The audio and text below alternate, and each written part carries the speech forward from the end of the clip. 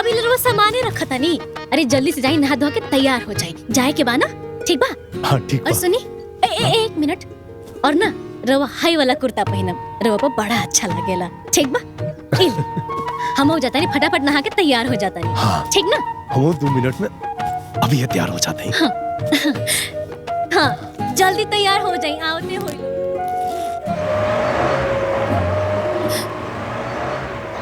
अरे ए जी, रमेश महेश आ गए लोग, हम निकले जाए खातिर। बबुआ लोग आ गए, चली। अरे खुश रह, खुश रह, खुश रह हमारे बाबू। प्रणाम भौजी। खुश रह। ठीक हो ना तू? हाँ? अरे बड़ा स्मार्ट लागत हो। जी भैया। भैया प्रणाम। अरे खुश रह, खुश रह। प्रणाम भौजी। खुश रहो। कैसे मन जो निमन लागत हो। बहुत ठीक मानी। बहुत बढ़िया लागत हो भैया। भौजी, आज तू लोगन के ना एगो बहुत बड़हन खुशखबरी सुनावे के चाहता नहीं। हाँ, ये खुशखबरी सुन के ना तो दोनों जना खुशी से उछल पड़बो। तो नहीं लोग आ गए जा, ऐसे बढ़कर हमनी लोगन के लिए कौन खुशखबरी हो सकेला। ऐसे बड़ खुशखबरी बा भैया भौजी।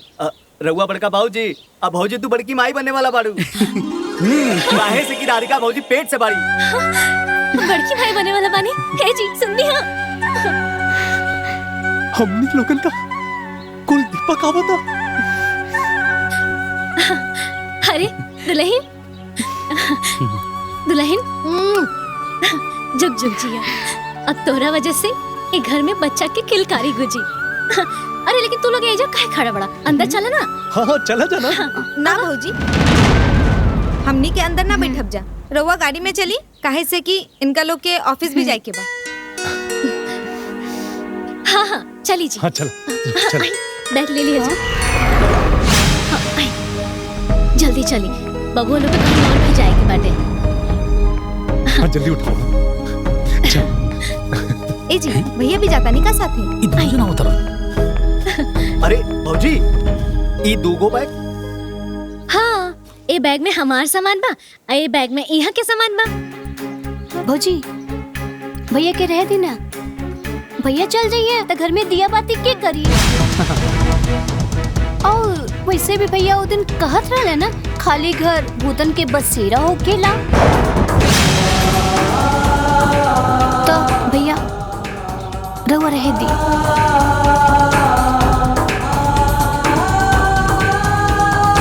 ठीक बा, जैसन तूने लोगन की इच्छा। अब ठीक बा। सुनीता तू जा।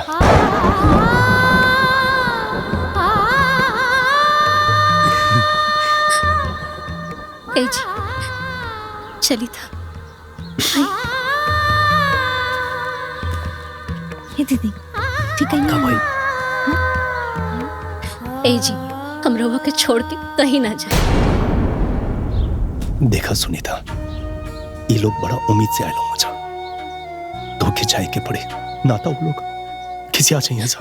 खिसियास चाहे कुछ करस, मगर हम कहीं ना जाए, हम वो लोग के मना कर देता नहीं।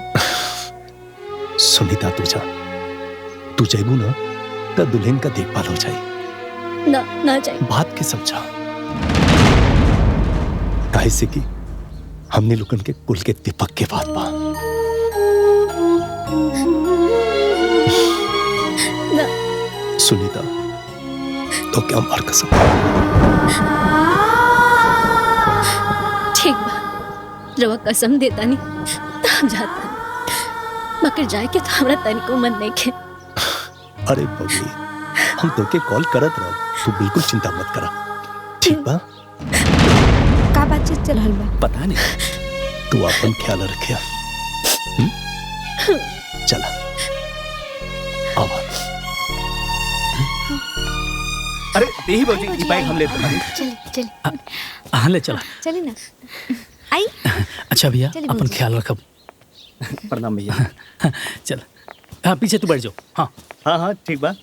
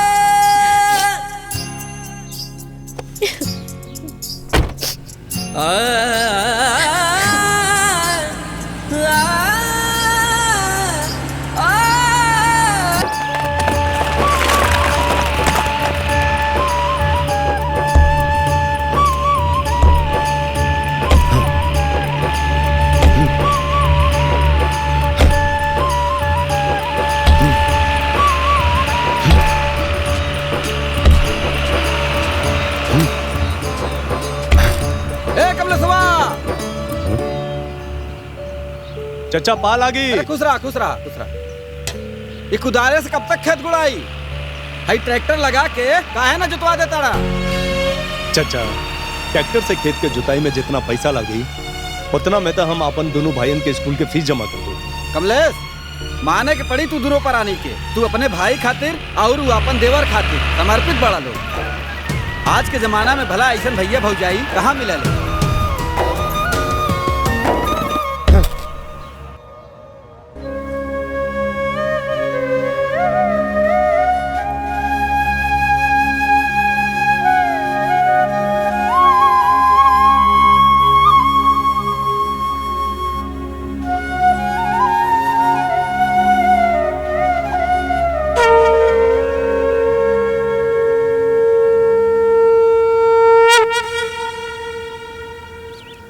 अभी तक सुतल बालो।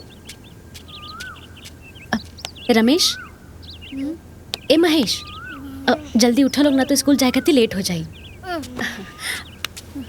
भौजी अरे अरे ठीक बा तू लोग जल्दी से नहा धो के तैयार हो जा ना तो स्कूल खाती लेट हो जाई।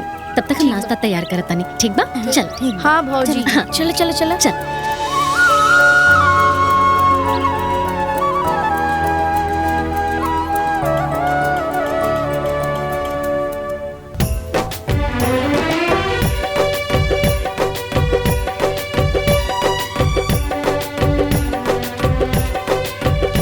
दोनों जना अपन अपन किताब कभी बस्ता में रख लेला बाड़ा ना। हाँ इला स्कूल के कोनो चीज छूटल तो नहीं है ना? ना भौजी हम अपन किताब कॉपी पेंसिल सब रख देनी। सुनीता अच्छा ए सुनीता अरे हमार ब्लाउज सिल देलू।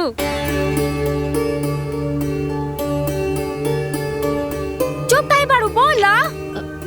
अरे दीदी वो कहा है ना कि हम काम में इतना व्यस्त रहनी है ना यही से ना सी पौनी है। हमार ब्लाउज आज सी के देही के पड़ी काहे कि हमारी रिश्तेदारी में काले बियाह बटे। सांझ के 5 बजे ले ब्लाउज सी के दे दी है। रवा चिंता मत करी आज शाम के 5-6 बजे तक राउत ब्लाउज सिया जाए। ठीक बा? दुनिया भर के काम कपार पे ले लेवे के बा आ टाइम पे कोनो चीज करहु नहीं के देवे के हूं। अरे तू लोग मुंह का दिखाता रहा। चलो चलो स्कूल मन लगा के पढ़ाई करी है। हाँ जा ठीक बा बाय बाय। भौजी बाय। चला जल्दी चला आओ।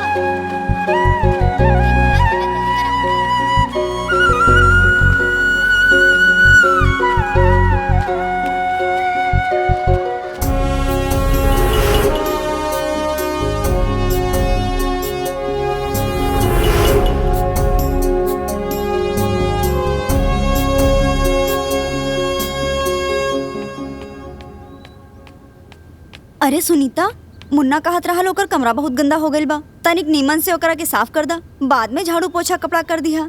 ठीक बा दीदी। ठीक बा।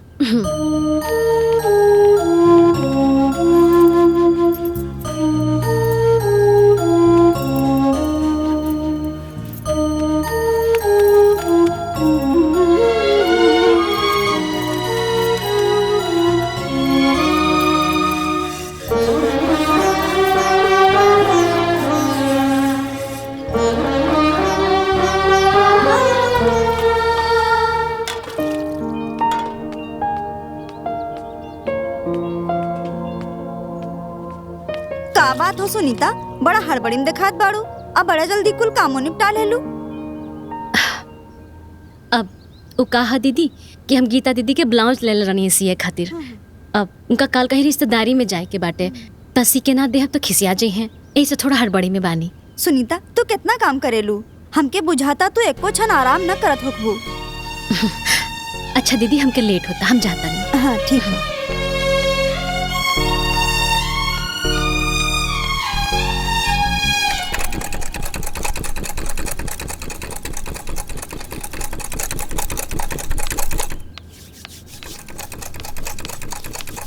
है सुनीता, हमर ब्लाउज सिया गइल।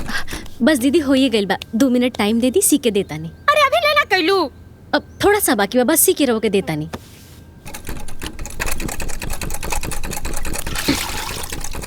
अरे सुनीता, हाँ कतना मरत रहेलू, दिन रात काम करत रहेलू, काहे खातिर? ई 2 गो देवरन खातिर। हम तो एगो बात कहे के चाहतनी, सुन के तारा बड़ा खराब लागी, बाकी जौन बस सच्चाई बा वो तो सच्चाई बा ही। आपन औलाद अपने होखेला।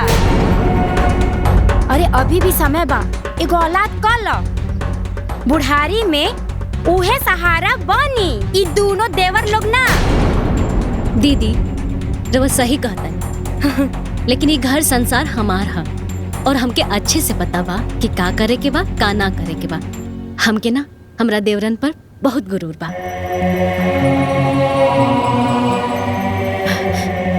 इरा और ब्लाउज सिया गइल बा, इधरी और जाई। अपना देवरन पे ना बड़ा गुरूर बा। जब समय अपना खेला खेली नू तब पछताए के अलावा कुछो ना रही। अभियो समय बा, हमार बात मान लो।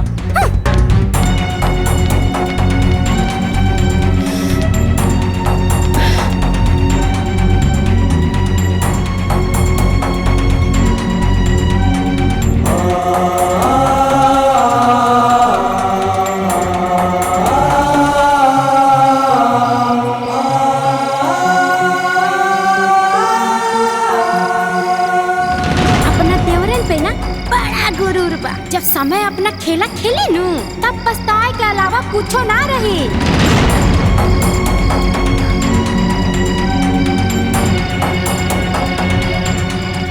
अभियो समय बा, हमार बात मान लो।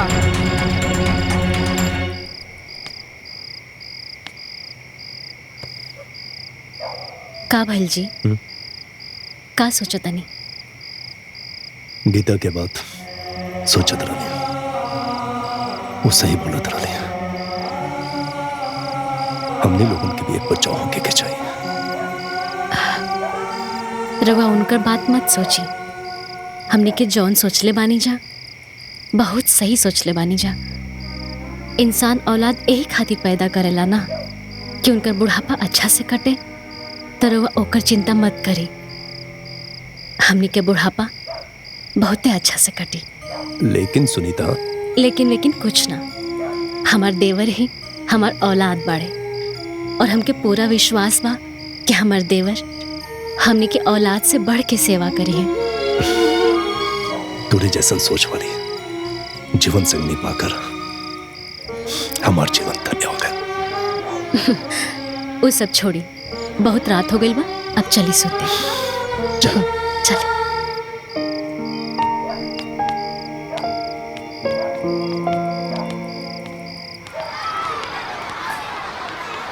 तुम दोनों की फीस 2 महीने से नहीं जमा हुई है। अगर कल तक फीस नहीं जमा होगी तो एग्जाम में नहीं बैठने देंगे। ठीक है सर, मैं भैया भौजी से फीस की बात करता हूँ। ओके ठीक है, तुम लोग अपने क्लासरूम में जाओ। जी सर। चलो।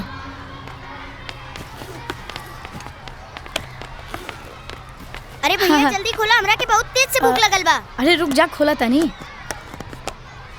खाला खाला जम के खाला। वैसे भी काल तू दोनों भाई के दिन भर खड़े रहे के बा। वो कहे जब फीस ना भरबा त खड़े ना रह के पड़ी। अरे तोहार भैया भाभी इतना कमा ले कि घर के खर्चा चल जात बा। ये बहुत बड़ बात बा। वो फीस कहाँ से भरी है? तोहनी के पता बा एकर भौजी का काम करेनी? हमरे घरे रोज काम करे आवेली, झाड़ू मारेली, पोछा मारेली, बर्तन मांजेली, घर के कुल काम करेली। खाली हमरे घर में ही नहीं, और भी कई जगह जाके काम करेली। हाँ, इनके भौजी काम वाली बाड़ी, नौकरानी बाड़ी। महेश के भौजी नौकरानी बाड़ी। महेश के भौजी नौकरानी बाड़ी। महेश के भौजी नौकरानी बाड़ी। महेश के भौजी नौकरानी बाड़ी।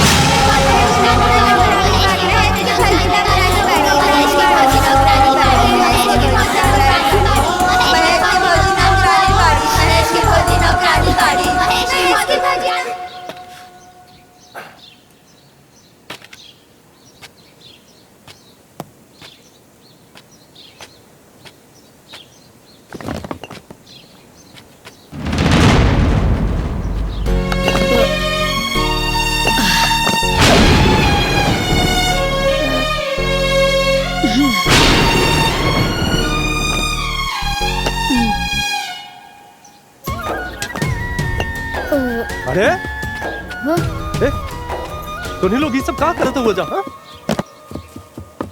वैसे इस समय तो तुनी लोगन के स्कूल में होके के चाहते रहे, ऐसा कहाँ?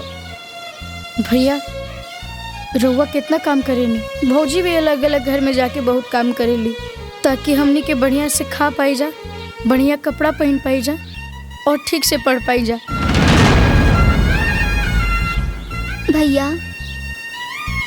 अगर हमनी के काम में हाथ बटा देवल जाई तो 2 पैसा ज्यादा बची।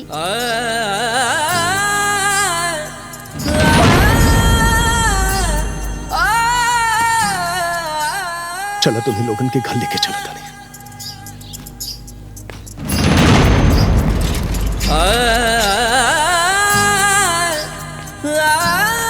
सुनीता, ए सुनीता, हाँ सुना तारू? बोलिए। का हो गल जी?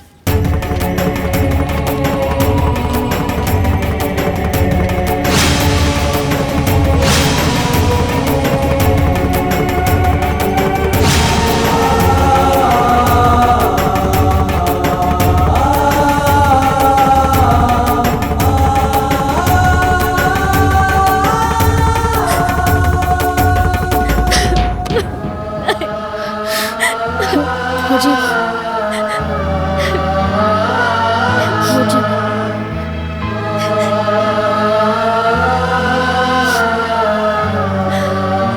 अरे बाबू, ये का हो गल तोहनी लोग के? अरे तोहनी के दिमाग में ऐसा बात आयल का है? का कमी रह गई? हाँ बोला बोला ना।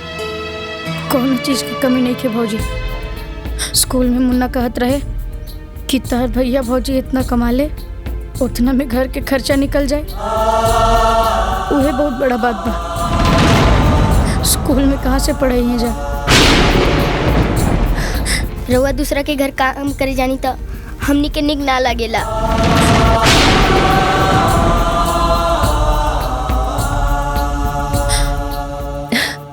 अरे बेटा, लेकिन दूसरा के घर में काम कैला में का बुराई बा?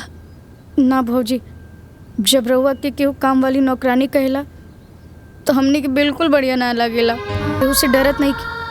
स्कूल के सर कहत रहन अगर काल तो दोनों भाई के फीस ना जमा भइल तो तहन लोग के एग्जाम में ना बैठे दे। यही से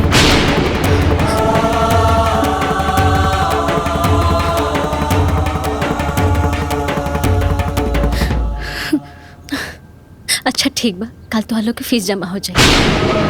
ठीक बा, अब तो चिंता मत कर। चलो हाथ मुंह धो के तो लोग खा पी के फिर पढ़ाई करिए। चलो ठीक बा भौजी। ठीक बा। चलो।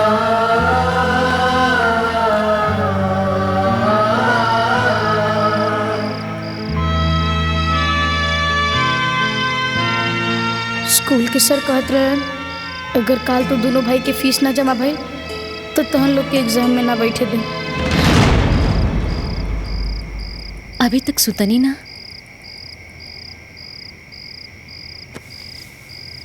नींद नहीं क्या होत का? सुनीता, तू तो बच्चन के सामने फीस भरेगा बोलते लो,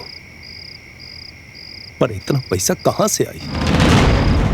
आज हम धनीलाल के पास गए रहे पैसा मांगे खातिर, पर वो साफ साफ मना कर दिलस कि वो अभी ना दे। फिर वो ईट के भट्टा पे जवन हम काम के ले रहे ओकर पैसा मांगे खातिर हम मुंशी के पास गए रहे। वो 10 दिन का समय मांग लेलस। दोनों बच्चन का 2 महीने का स्कूल का फीस कम से कम 4-5 हजार रुपया हुई। कहां से इतना पैसा लाइब? केकरा से उधार मांगा? कुछ समझ में नहीं क्या होता। हम क्या करें? रवा चिंता मत कर।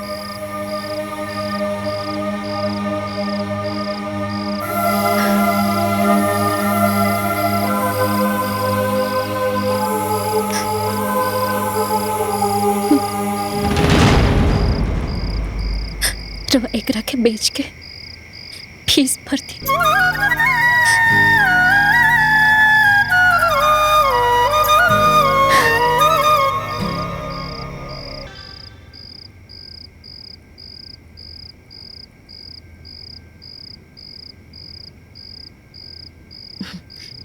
भगवान अपन कृपा से रमेश के डॉक्टर और महेश के इंजीनियर बनावे के दिन देखा देले हमनी के। हाँ सुनीता, बहुत बड़ खुशी के बात है। हमने लोगन का सपना पूरा हो जात बा। बस सुनीता, एको बात का चिंता हमके है। चिंता? कौन बात की चिंता जी? दोनों जन के डॉक्टर और इंजीनियर बनावे में ना कम से कम 20-25 लाख रुपया का खर्चा हुए। इतना पैसा कहां से आए? ए जी, हम का कहता नहीं कि वो जौन अपन 1 बीघा खेत बा ना, ओकरा के बेच दी। अगर 1 बीघा खेत हम लोग बेच भी देवे के तो कितना पैसा आए? ज्यादा से ज्यादा 10-12 लाख रुपया आए। बाकी का पैसा कहां से आए? बाकी पैसा अब एक काम करें, बाकी पैसा खातिर रो बैंक से लोन ले ली।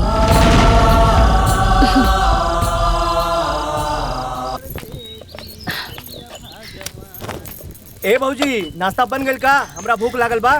हाँ हाँ, बस तैयारे हो गए, 2 मिनट।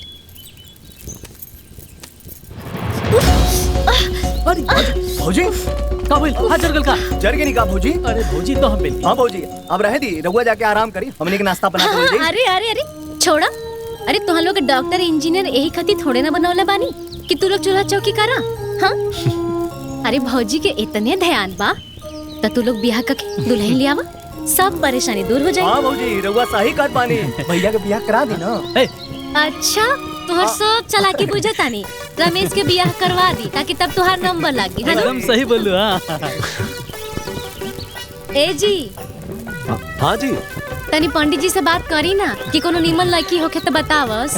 ठीक बा, हम बात कर लेता नहीं पंडित जी से। अरे अब बात का करे के बा? इतना अच्छा रिश्ता बा, लड़का डॉक्टर बा, अच्छा पैसा कमाला। अरे पंडित जी, ये सब बातचीत तो बाद में भी होत रही। अब चाची जी, हमरा होखे वाली देवरानी के तनी बुलाई। हाँ हाँ बुला बता। काजल, राधिका के लेके आवा। आवतिया।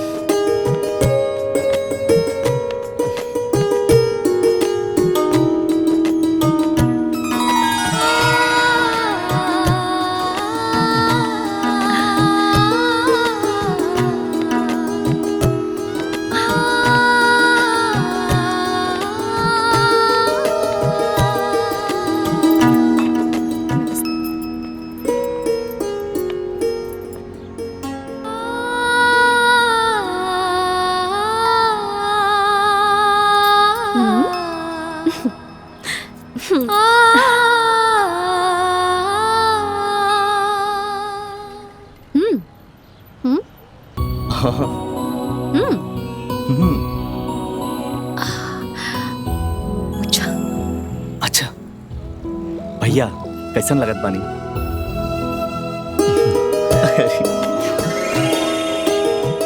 अच्छा। हमके तो लड़की बहुत पसंद बाड़ी। रउआ लोग बताई। अब बतावे के काबा, हमनी के भी रिश्ता मंजूर बा। ये भइल ना खुशी के बाद। दा रउआ लोग चाय पी। अरे आप लोग खड़ा काहे बानी? चली मुंह मीठा कर ली, चली ना। चाची जी, ई लड़की के बड़ी?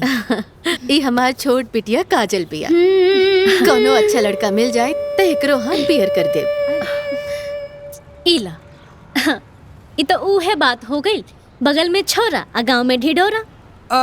मतलब बहुत अच्छा हुई। अरे ये तो सोने पे सुहागा हो गई। अगला 22 तारीख के बड़ा शुभ मुहूर्त बा। आई दोनों के बियाह करा के पवित्र रिश्ता में बांध दिया।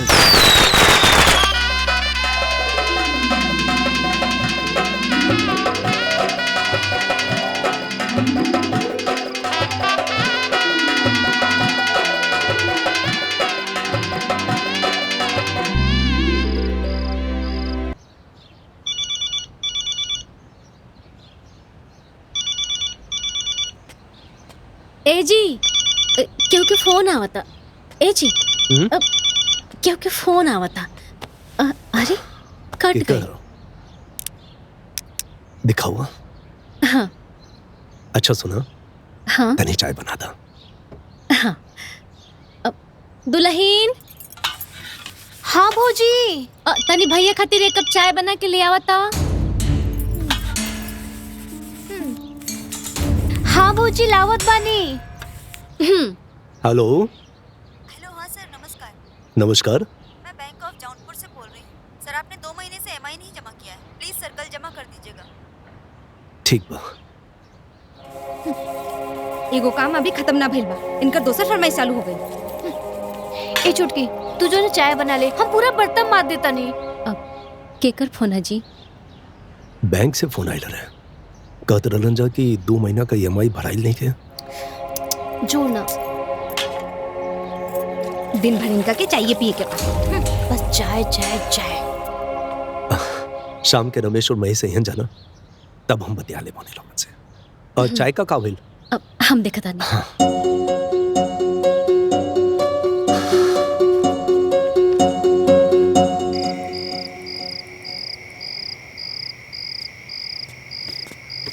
भैया। हाँ भैया, हमने के बलौनी है का? हाँ हाँ आवाज बैठा जा। जी भैया। देखा जा रमेश महेश, आज बैंक से फोन आइल रहे। कहत रहलन जा कि 2 महीने का ईएमआई जमा ना भइल बा। का रउआ 2 महीना से ईएमआई नहीं के जमा कैनी? हमरा के लागल के रउआ ईएमआई जमा कर देले बानी। वो शादी विवाह के तैयारी में हम बिजी रहनी और वो इतना खर्चा रहे कि हम भूल गए। वो तब बैंक वालन का फोन आइल तो याद आइल कि ईएमआई भरे के बा। भैया कौनो बात नहीं के, रउआ चिंता काहे करते नहीं? हाँ हम लोग जब ऑफिस जाएम तो जमा कर देम, ठीक बा?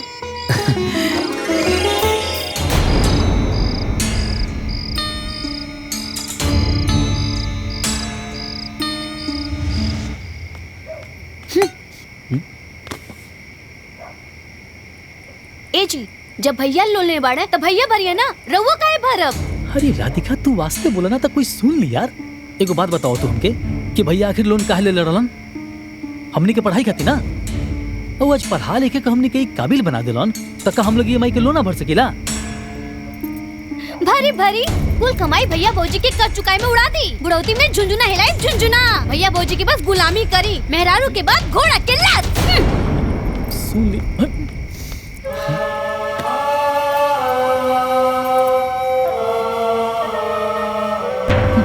छोट भाई होकला के नाते हमार भी फर्ज बनाला ना कि भैया के कर्जा मुक्त रखी। हाँ तो एमे का समझदारी बा कि भैया कर्जा मुक्त रहे और वो कर्जा में डूबल रहे।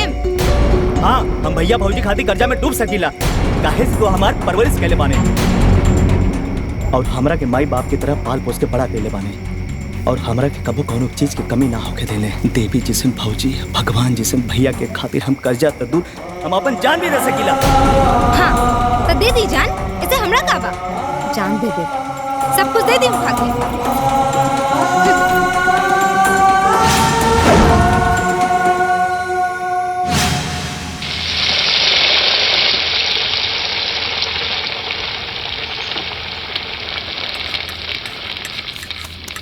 दीदी ये घर में कितना रोटी बनेला ना?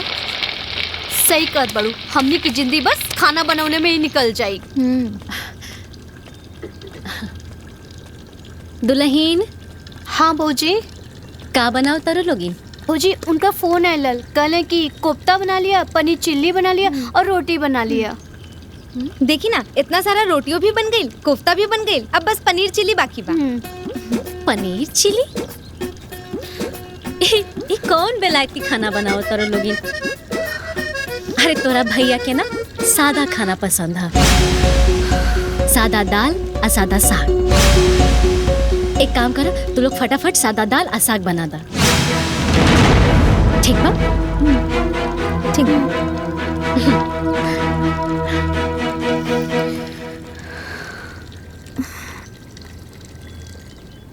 महारानी ऐसा हुकुम चला के चल गई जैसे हमने के नौकरानी बानी जा। अरे इनका चक्कर में हमार पीठ जल गइल। इनका तनिको माया नहीं खे। दिन भर से हमनी के खाना बनावा तानी सन, आ इनका फरमाइश खत्मे नहीं खे होत।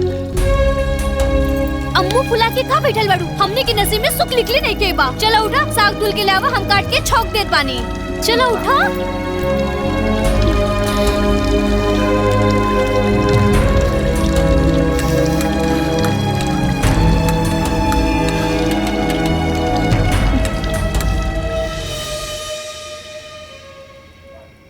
अरे वाह, साग बनला? हाँ, रवा के साग बहुत पसंद बा ना, यही से साग बनल हा।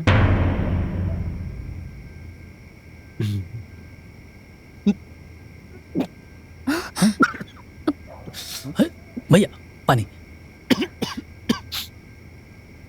का हो गल जी? ई साग बा की नमक का घोर बा? इतना नमक पड़ेला?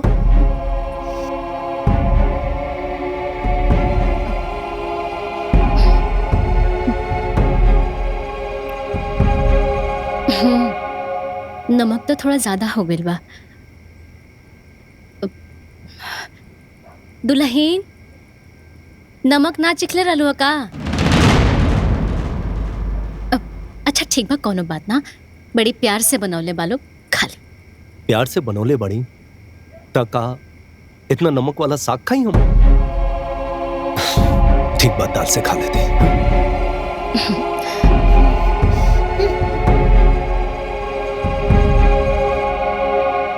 राधिका, इतना नमक डाल देला साग में? हाँ? तेरा पता नहीं है कि भैया नमक कम खालन? हाँ ठीक बा, हमने के साग बनावे के आइडिया ना रहे, यही से नमक कुछ कम ज्यादा हो गई लोई, मैनेज करके खा ली। बात के पतंगा बनावे की का जरूरत बा?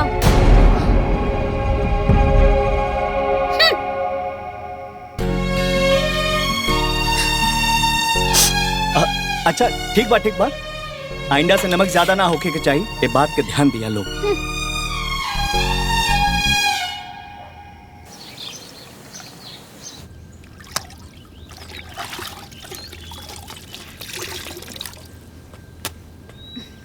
दुल्हन, हाँ? ई वॉशिंग मशीन निकलने बाड़ू त ई हमनियों के कपड़ा धो देना। वो कहा कि हमनी के आज तक हाथ से भीचल कपड़ा ही पहनले बानी जा, तोहनी लोग के आइला की वजह से हमनी के दोनों परानी के ई वॉशिंग मशीन से धोवल कपड़ा पहने के मिली। वैसे भी ना हमके ये मशीन चलावे ना आवेला। हाँ, ना धो दो। रउआ हमार सास नहीं की जो हमेशा हुकुम चलावत रहीला। जेठानी है तो जेठानी बन के रही, सास बनने की कोशिश मत करी। राधिका,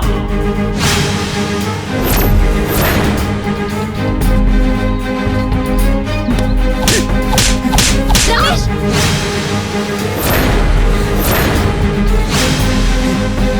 दिमाग खराब हो गया तोर? दिमाग खराब हो गया? का बोलू तू? का बोलू तू? तू तहर जेठानी ना, सास है सास। अरे रिश्ते मुँह हमर भले ही भौजाई लगेली, लेकिन हमारा के बेटा की तरह मानले बड़ी, बेटा की तरह। हम कहे ना माई की तरह माने नहीं, माई की तरह। बस माफी मांगो, माफी मांगो।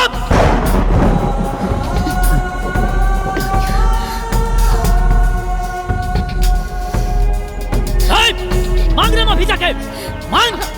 जीजा जी, दीदी माफी ना मांगी, एमे दीदी की कोनो गलती नहीं खे। तू चुप कर, चुप रहा, अपन जुबान बंद कर, चल की ना। और हमने मर्द मेहरारू के बीच में ना ज्यादा बहन की तरफदारी मत कर, जाई लूं। चल मांग माफी। अरे मांग माफी। रमेश, दीदी पागल हो गई बड़ा का? हाँ? अरे तो दुल्हन के ऊपर हाथ उठा के ठीक ना कहला।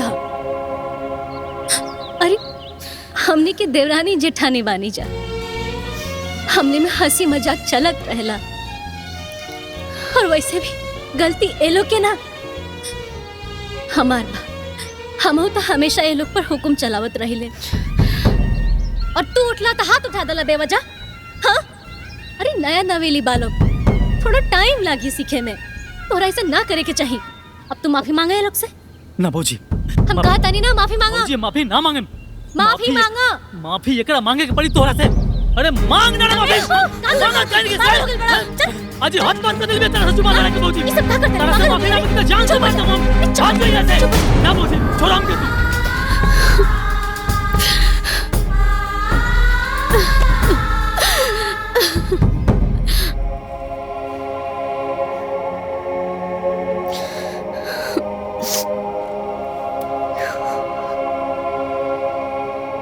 दीदी रउआ सही कहत रहनी, वो अपना आपके जेठानी कम और सास ज्यादा समझ रहल बाड़ी। आज ही राउर आँख में आंसू अनले बाड़ी, कल पता ना काका करी है।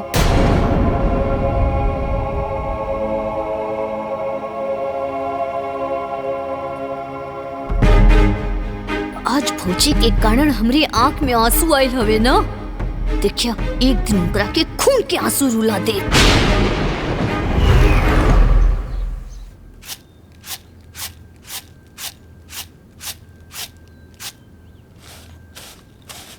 इतना ट्रैफिक जाम रहा है।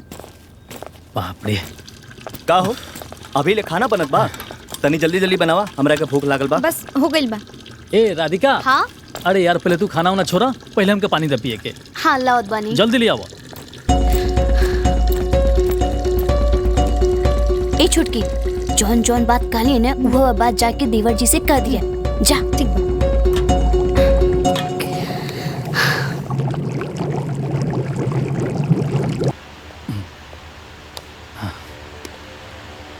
बहुत जोर प्यास लग रहा है। ले पानी पी ले।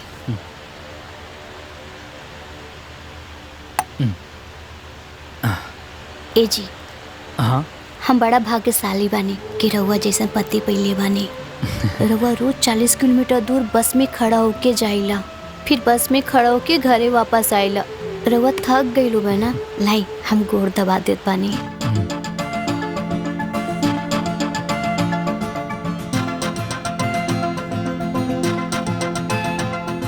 ए जी हम का कहता नी, रउआ शहर में एगो किराए पे मकान ले ली ना, हमरो के ओइजा लेके चली।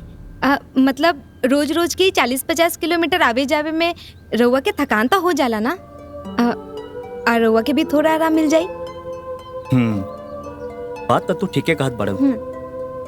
हमहू रोज थक जाइला आवे जाए में। बाकी भैया भाभी के छोड़ के तो ना जा सकेला जाना। हम कहाँ कहत बानी भैया भौजी के छोड़ के जाए के, और वैसे भी हमने के दिल्ली बम्बई थोड़ी ना शिफ्ट होत बानी कि 24 घंटा आए जाए में लागी। 1 किलोमीटर दूरी बा, जब मन करे भैया भौजी से मिले आ चल जाए घरे। राधिका बात तो तू सही कहत रू, लेकिन वेकिन कुछ ना जी। महेश और काजल शिफ्ट हो रहल बाड़। काजल हमरा से बतावत रहली। अच्छा हाँ। रउआ सोचत रह जाई, हमने से पहले दीदी या जीजा जी ओइजा शिफ्ट हो जाई है। अच्छा ठीक बा, हम कुछ सोचता नहीं।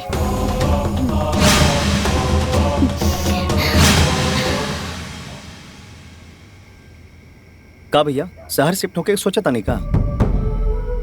तू कैसन बात कहत रहा महेश, घर द्वार छोड़ के अचानक से? अरे तई ठंडा दिमाग से सोची, आज न तक कल हमरो के बच्चा पैदा होगी। रउआ खुद एगो डॉक्टर है जी, तो रउआ भी अपने बच्चा के खुद से बड़ा डॉक्टर बनाई नू कि गांव के खेड़ा के ओकरा के कंपाउंडर बनाई।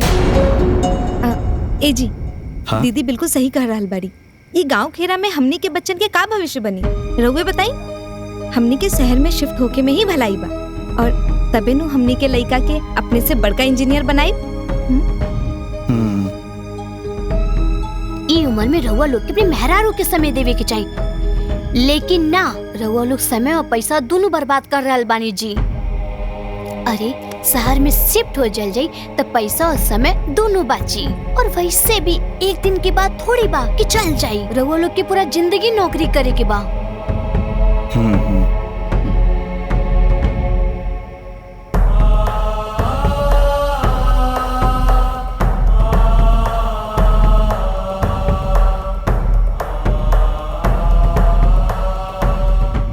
ए रमेश भैया, ये लोग सही सोचता नहीं, हमने के शहर शिफ्ट हो जाना चाहिए।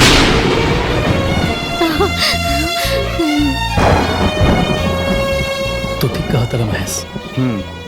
हमने पूरा परिवार जल्दी शिफ्ट हो जाइए। हाँ हाँ, हमनी के शहर में शिफ्ट होके में ही भलाई बा। हाँ जी, शिफ्ट होके में ही फायदा बा अपन।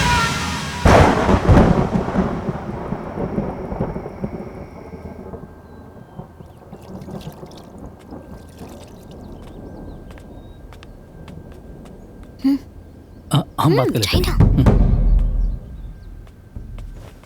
जाई बात करी। भैया वो कुछ बात करे के रहल। हाँ हाँ बोला बाबू, का बात है? वो का बात बा ना भैया, रउआ तो जानते बानी हमारा अस्पताल गांव से 40 किलोमीटर दूर बा। हाँ भैया, हमरो ऑफिस यहाँ से 35-40 किलोमीटर दूरी पे बा। यही ला भैया हमने वो सोचत रहनी कि कहे ना शहर में शिफ्ट हो जाई, बड़ा दिक्कत होता आवे जाए में। शहर में शिफ्ट हो जाए? अरे तोनी लोग, हमनी लोगन का बच्चा हुआ जा, तोनी लोगन के बगैर हमनी लोग कैसे रह पाइब जा? ना, तोनी लोग गांव से ही शहर आइल जाइल करा जा। भैया हमनी से रउआ के छोड़ के नहीं जात बानी ना, रउआ के भी साथे चले के बा। हाँ भैया मैं सही कहा था। हमनी लोग भी चले के? हाँ। तका घर में ताला लग जाई तो भैया इनमें दिक्कत का बा? अरे बाबू, घर खाली हो जाई और खाली घर भूतन का बसेरा होकेला। रउआ चाहते नहीं के बानी कि ये लोग शहर में जाके तरक्की करे। दुलिन ई तू का बात करत तारू? सही तकात बानी, तबे तो रउआ बिना ये लोग से पूछले खेत बेच देनी। आज वो खेत 6 लेन में आ चुकल बा और रउआ जेकरा के खेत बेचले बानी ना, ओकरा के 40 लाख रुपए मिलल बा। आज वो खेत हमनी के पास रहत ना तो हमनी के 40 लाख रुपए मिलत। दुलिन वो खेत हमनी लोग अपन खर्चा खातिर ना बेचले हई जा, उधर एनी लोगन के डॉक्टर और इंजीनियर बनावे खातिर बेचले रहली जा। अच्छा, रउआ इनकरा लोग के पढ़ा लिखा के डॉक्टर इंजीनियर बना के कोनो एहसान ना कहीं हा। वैसे भी खेत बेच के पढ़ौनी हा और जितना हक राउ रहे ना खेत पर, उतना ही हक ये दोनों जने के भी रहे। अगर अपन कमाई से ये दोनों के डॉक्टर इंजीनियर बनौले रहती तब एहसान हुई, ऐसे ना।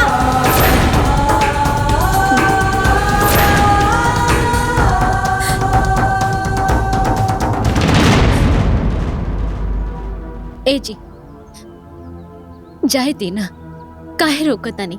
और वैसे भी ये लोग के उम्र बाद साथे रह के ना, और रमेश महेश के पूरा समय आवे जाए में बीत जाला और 40 किलोमीटर कोनो दूर थोड़ी बा। हमनी के जब मन करी मिलावल जाई। जाए दी। देखा सुनीता, बात 40 किलोमीटर का नहीं है। भाईयन और घर परिवार में अगर एक बार भी 2 इंच की दूरी भी बढ़ जाला ना, तो देखत देखत कब 2000 किलोमीटर में बदल जाई पता भी ना चलेगा। वाह भैया वाह, बात के पतंगर तो रउआ से क्यों सीखे। 40 किलोमीटर दूरी के सीधे 2000 किलोमीटर दूरी कर देनी। और हाँ, जेकरा रोज रोज इतना दूर आवे जाए के पड़ेला ना, ओकरे बुझाला इधर। तो दिमाग तो ठिकाने पे है ना?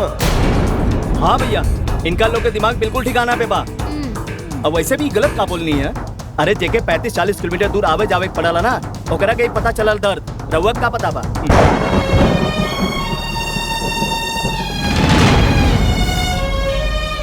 आइए देखी भैया, रउआ चले के बा तो चली, न तो हमनी जाता निसन। ए चल। हाँ।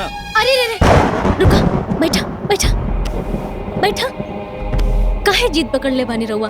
जाए दी ना, हम हाथ जोड़त जाए दी लोग। तो ठीक बा,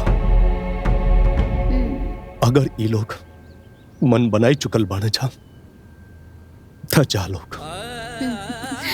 पर हमार तोनी लोगन से विनती है कि गांव वालन के पता मत चले दिया जा कि तोनी लोग घर छोड़ के जाते हुआ जा।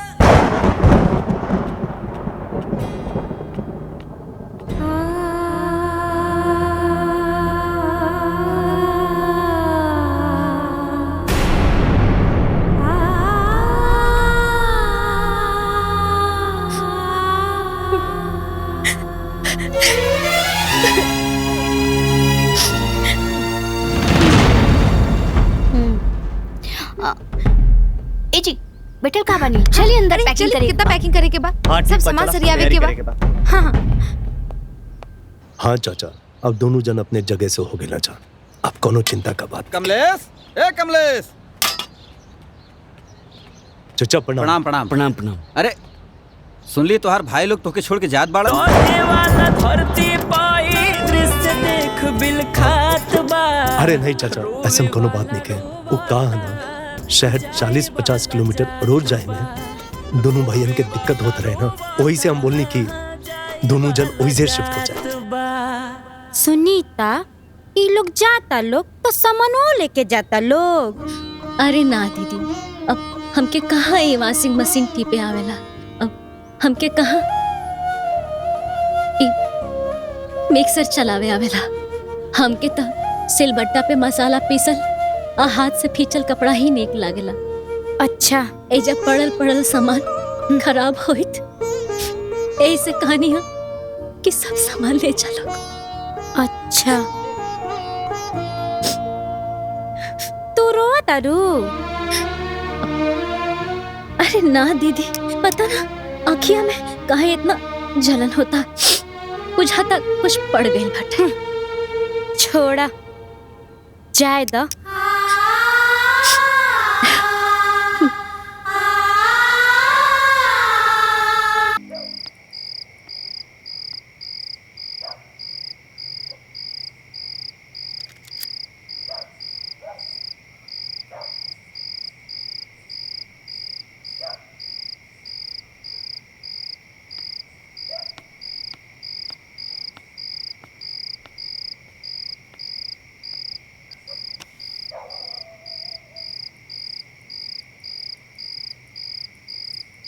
ए जी,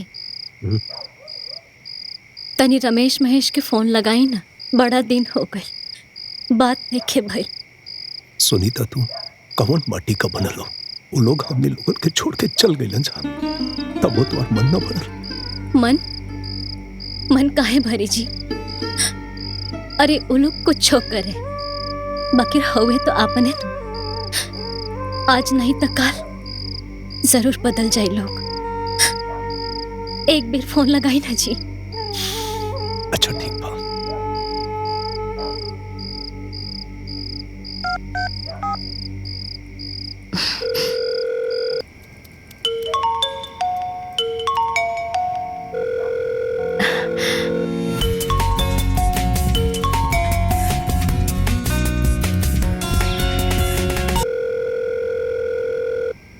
केकर फोन हो?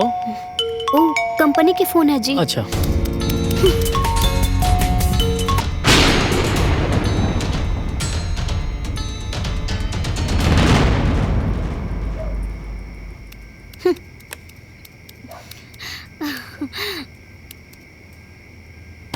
यही बार के दोनों LIC जमा हो गए। अच्छा कह लीजिए।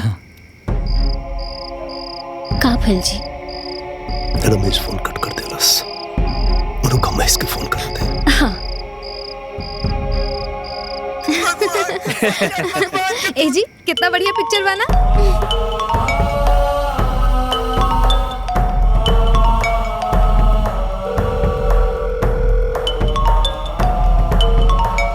फोन काटी। पूरा पिक्चर देखे के मूड खराब हो गई। का भइल? वो फोन कर देलस। हमनी लोगन के हमनी लोगन से कोनो मतलब नहीं है, चाहे हमनी लोग जियल जाए या मरल जाए।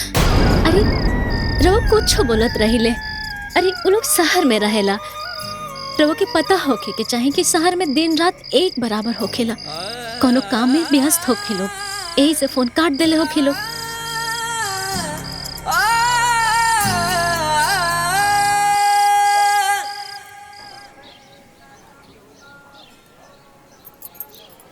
अरे ओ दिन सुनीता का कहत रही हा कि हम अपना देवर देवरानी के अपने भेजले बानी शहर, बाकी अंदर के बात तू लोग के पता बा? कहा दीदी? अरे सुनीता के छोड़ के ही देवर देवरानी चल गए लोग। जाए से पहले घर में खूब झगड़ा लड़ाई भइल रहला। अच्छा दीदी? हाँ, बाकी ना सुनीता से कतनो हम झगड़ा लड़ाई कर ली ना, बाकी आजकल के समय में ना ऐसन भाई भौजाई मिलल नु बहुत असंभव है बहिनी।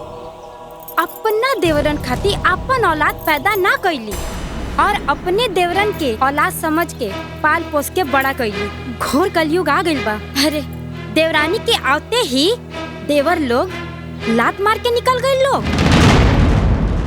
कमलेश और सुनीता गांव वालन से छुपावत आड़न कि गांव वालन के ना पता चले।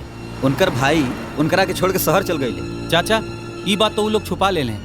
बाकी रही बताई, पूरा गांव ये जानता ना कि वो अपन दोनों भाइयन के पढ़ावे खातिर, डॉक्टर इंजीनियर बनावे खातिर अपन खेत हमरा के बेच दे लें।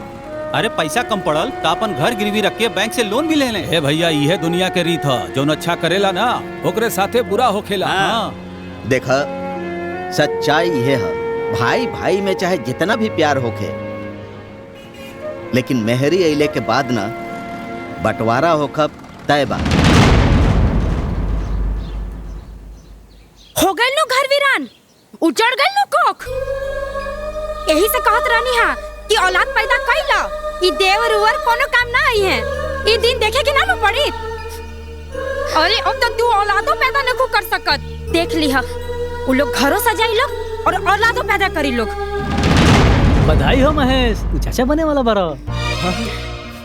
और तू मौसी के साथ साथ चाची और वो लोग नाना नानी। देखला, हमने क्या होते घर में खुशखबरी भी आ गई। हाँ, अरे ये तो बहुत बड़ खुशखबरी बात। अरे भौजी आई ना, रउआ बैठी ना। आराम से। अब भौजी एकदम आप ना आराम से बैठी, जवन मन करी ना तवन खाई रहुआ, ठीक बा? अब कोनो चिंता करे की जरूरत नहीं है, काहे से कि घर के सारा काम काजल करी है। ए जी, ये रउआ का कहता नहीं, ये पूरा घर के काम हमरा से ना हुई। रउआ लोग जाके कोनो नौकरानी के इंतजाम करी। हाँ, काजल तो सही कहत बिया, काजल काम करी तो हमार ध्यान के रखी। अरे बाबा, तहार ध्यान रखे खातिर मम्मी पापा लोग बानू। इका कहत बने जी, हमार मम्मी पापा काम करिए। अरे ये भौजी, अभी दिल्ली मुंबई शहर नहीं खे ना, जब सोचनी जा नौकरानी मिल गई। ए जी, ये सब बोलला से काम ना चली। रउआ लोग के कोनो ना कोनो तरीका से एगो नौकरानी ढूंढ के लावे के पड़ी। हाँ।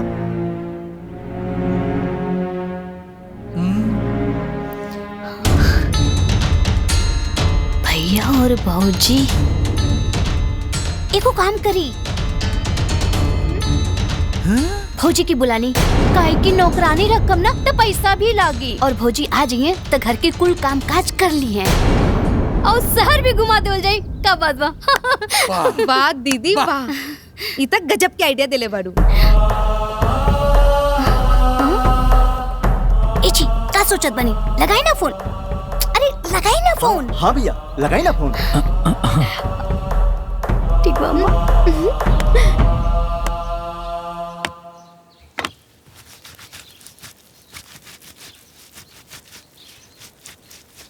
ए जी, नाश्ता करके तनी एक बार बबुआ लोग के फोन लगाई ना। देखा सुनीता, वो लोग हमने लोगन के भूल चुकल हो जा। हम तो कहते तो भूल जा, मत याद करा, भूल जा। ना जी, वो लोग हमने के भुलाइल नहीं खे। हमके पूरा विश्वास बा, रवा देखा हमने के बाबुआ हमने की जरूर याद करी है लोग।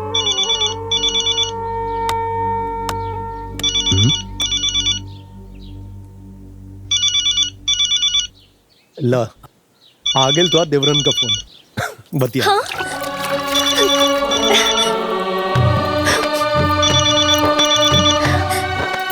भौजी प्रणाम। खुश रहा हमार बबुआ। कैसे पड़ा लोग? जी हमने ठीक बानी, रउआ और भैया कैसन बानी? हमनियों की ठीक बानी जान। सालन से भैया भौजी के याद ना आयल तो लोग के। अब का बताई भौजी, रउआ तो जानते बानी ना, अस्पताल से कभी टाइम ही न मिलेला, और आज टाइम मिलला ना तो समय निकाल कर रउआ का फोन कईनी है। कोनो बात ना। महेश कहाँ बड़े? महेश ठीक बा, लीना सामने बा। ला। हाँ भौजी प्रणाम।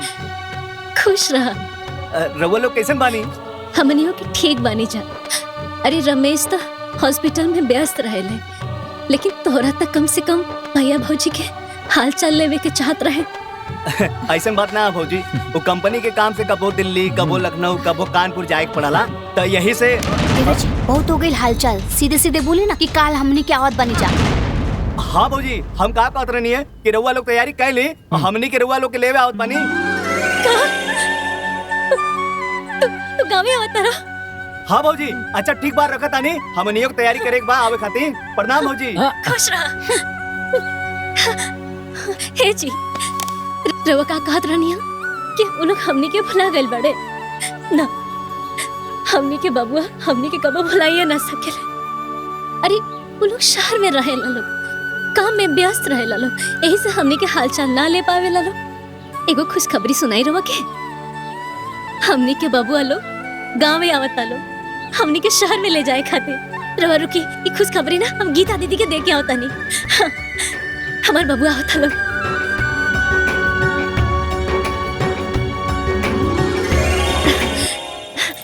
गीता दीदी, ए गीता दीदी, गीता दीदी, अरे गीता दीदी, का बात बा सुनीता? और तहार चेहरा तहार पूरा चमकता। काहे ना चमके दीदी? अरे रउआ ने कहले रही कि हमार देवर वेवर काम ना आई है, त सुन ली, हमार देवर के फोन आयल रहला। वो लोग ना गाँवे आवता हमनी के ले जाए खातिर। अब हमहू ना शहर में जाए, शहर घूमब जा। दीदी आज हम बहुत खुश बानी, अब हम शहर में जाए। अब हमहू शहर घूमब, शहर में जाए, खूब घूमब।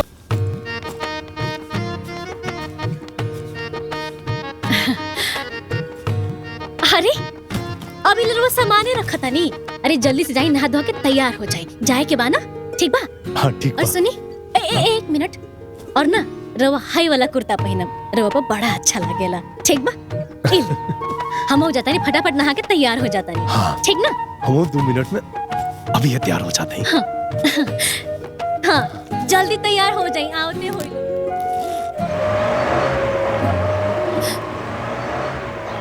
अरे ए जी, रमेश महेश आ गए लोग, हमने के ले जाए खातिर। बबुआ लोग आ गए, चली। अरे खुश रह, खुश रह, खुश रह हमारे बाबा। प्रणाम भौजी। खुश रह। ठीक हो ना तू? हाँ? अरे बड़ा स्मार्ट लगा तुम। जी भैया। भैया प्रणाम। अरे खुश रह, खुश रह। प्रणाम भौजी। खुश रहो। कैसे मन रहा? बड़ा निमन लगा तुम। बहुत ठीक बनी। बहुत बढ़िया लगा तुम। भैया, भौजी, आज तू लोगन के ना एगो बहुत बड़हन खुशखबरी सुनावे के चाहता नहीं। हाँ, ये खुशखबरी सुन के ना तो दोनों जना खुशी से उछल पड़बो। तो नहीं लोग आ गए जा, ऐसे बढ़कर हमनी लोगन के लिए कौन खुशखबरी हो सकेला? ऐसे बड़ खुशखबरी बा भैया भौजी। रउआ बड़का भाऊजी, अब भौजी तू बड़की माई बनने वाला बाड़ू। काहे से कि राधिका भौजी पेट से बाड़ी। बड़की भाई बने वाला बानी। हे जी सुननी हाँ। हमनी लोगन का कुल दीपक आवता। अरे दुल्हन, दुल्हन, जुग जुग जिया। अब तोरा वजह से ये घर में बच्चा की किलकारी गुजी। अरे लेकिन तू लोग ये जा काहे खड़ा बड़ा? अंदर चला ना। हाँ हाँ चला जाना। ना भौजी, हमनी के अंदर ना बैठब जा, रउआ गाड़ी में चली, काहे से कि इनका लोग के ऑफिस भी जाए के बा। हाँ हाँ चली जी। हाँ चल चल। बैग ले लिया जी। हाँ, आई। जल्दी चली, बबुआ लोग कहीं और भी जाए के बाटे। हाँ जल्दी उठाओ। ए जी, भैया भी जाता नहीं का साथ में? इधर ना उतर। अरे भौजी, ये दूगो बैग? हाँ, ए बैग में हमार सामान बा, ए बैग में यहाँ के सामान बा। भौजी, भैया के रह देना, भैया चल जाइए तो घर में दिया बाती के करिए। और वैसे भी भैया वो दिन कहत रहे ना, खाली घर भूतन के बसेरा होकेला। तो भैया रवा रह दी।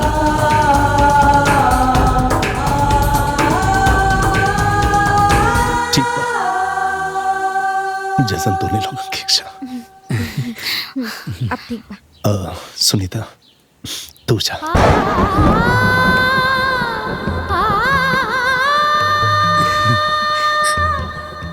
ए जी, चली था। हे दीदी, ठीक है ना? ए जी, हम रवा के छोड़ के कहीं ना जाए। देखा सुनीता, ये लोग बड़ा उम्मीद से आए लोग मजा तो खिंचाई के पड़े नाता वो लोग खिसिया चाहिए सा। खिसिया चाहे कुछ करस, मगर हम कहीं ना जाए, हम लोग के मना कर देता नहीं। सुनीता तू जा, तू जाएगू ना तो दुल्हन का देखभाल हो जाए। ना ना जाए। बात के समझा, काहे से कि हमने लोगन के कुल के दीपक के बात बा।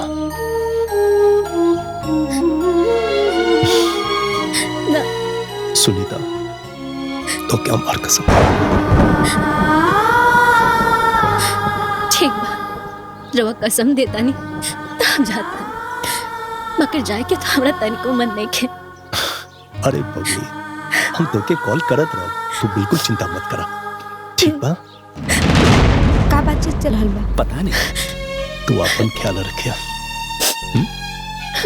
चला आवा। अरे देही भौजी, ये बैग हम लेते हैं। चल हाँ ले चला। चली ना आई। अच्छा भैया, चलिए अपन भौजी। ख्याल रखब। प्रणाम भैया। चल, हाँ पीछे तू बैठ जाओ। हाँ हाँ हाँ ठीक बा।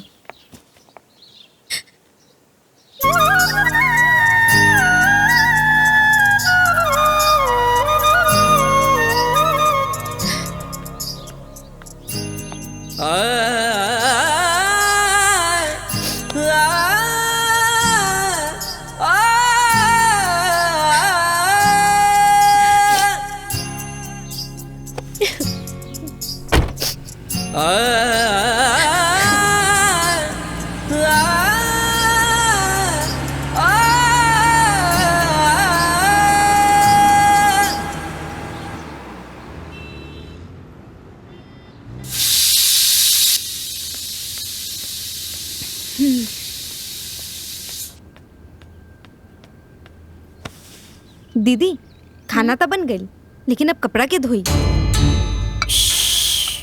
हम इंतजाम करत बनी तेजो किचन में। हम भौजी की बुलावत बनी, तब भौजी आ जाइए तो ये बात उनके सामने कह दी। हाँ, गुड आइडिया। हम जाता नहीं, जल्दी से बुला ला। गुड आइडिया, बुला ला। भौजी, ए भौजी, आवा ना बहरे। हाँ दुल्हन, आवत आनी। का भौजी, कब से रूम में बैठल बाड़ू? बैठा बैठा। हाँ, ये लो फ्रूट खा। दीदी, हाँ, खाना तो बन गई। हाँ? अब कपड़ा कैसे धोई? हम धोई और के धोई? अरे राधिका, तोहर दिमाग ठीक बाकी ना? ऐसन हालत में कपड़ा धोबू तब बच्चा पर असर पड़ी। हाँ हाँ दुल्हन, तोहर माई ठीक कहता रही। तू जाके आराम करा। अब कपड़ा छोट के दुल्हन धो दी है। भौजी, वॉशिंग मशीन से कपड़ा धोए के रही तो हम कब का धो देले रहती। हमरा हाथ से कपड़ा धोए ना आवेला। हाथ से धोबू तो वॉशिंग मशीन में का भइल? कहा बताई भौजी, वॉशिंग मशीन में कपड़ा धोला से 7-8 हजार रुपया बिजली बिल आवत रहल है। यही से वॉशिंग मशीन के ढाक ढूक के रख दिली बानी। अरे बाप रे बाप, 7-8 हजार के बिल आवत रहल। हाँ ठीक कैलू, रख देलू। हाँ अब एक काम करा, छोटकी दुल्हन तू जाके धो दा कपड़ा। नाना भौजी, हमरा हाथ से कपड़ा धोए ना आवेला, और अगर हम कबो हाथ से कपड़ा धो देली ना तो रात भर हमर कमर दुखात रहेला। यही से हमरा से तो ना धुआई। अब भौजी, रउआ धो दी ना। हाँ भौजी, रउआ की तो आदत बना हाथ से कपड़ा धोवे के। हमार तो हालत रउआ जानते बानी, और काजल के कमर भी दुखाए लगेला। अब अच्छा ठीक बा दुल्हन, हम ही जाके कपड़ा धो देता नहीं। तू लोग चिंता मत करा, ठीक बा? अरे हमू जाता नहीं, हमरो कपड़ा तो धोवे के ही बा। हाँ माई, पापा के भी कपड़ा दे दिया। जा जा जा जा, जा, जा। हाँ जाता नहीं, जाता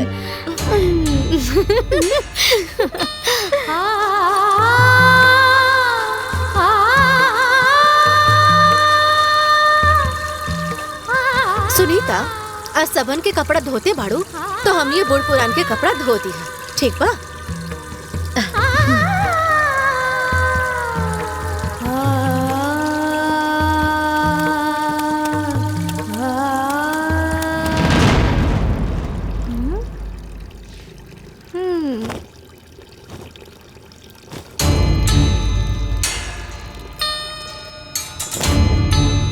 अरे वाह, भौजी तो फटाफट कपड़ा धो के पसारो दे रही।